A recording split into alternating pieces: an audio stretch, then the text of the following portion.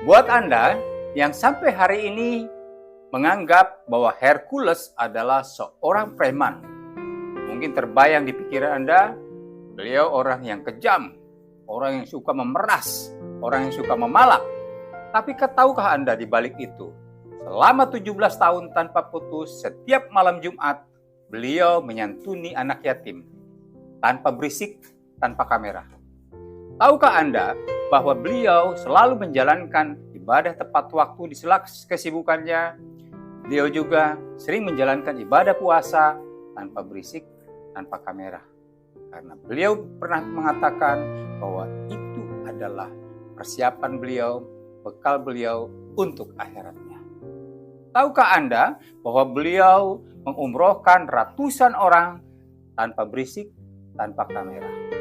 Tahukah Anda bahwa beliau banyak sekali membantu orang-orang yang sering kesusahan, spontanitas yang beliau temui di jalan, tanpa berisik, tanpa kamera? Apakah saudara-saudara juga tahu bahwa beliau juga peduli terhadap kegiatan-kegiatan sosial kemasyarakatan, bencana alam? Beliau sering mengadakan penanaman pohon secara spontan di berbagai daerah, ribuan pohon tanam, kepedulian beliau terhadap alam, tanpa berisik, tanpa kamera. Nah, bagaimana dengan kita?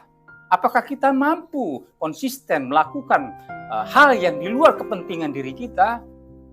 Paling tidak, Hercules punya masa lalu.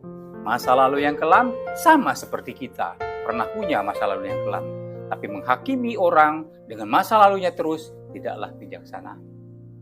Beliau punya kelemahan, tapi bedakan kelemahan dengan niat buruk.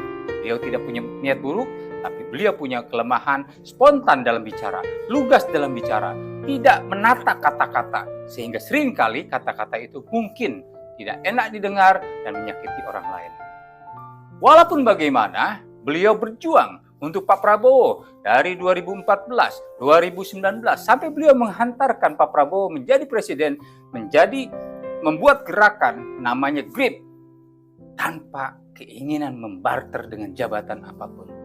Sampai hari ini, bahkan beliau tidak menitipkan orang-orangnya siapapun kepada Pak Prabowo untuk menjadi pejabat apapun. Bukankah itu bentuk ketulusan?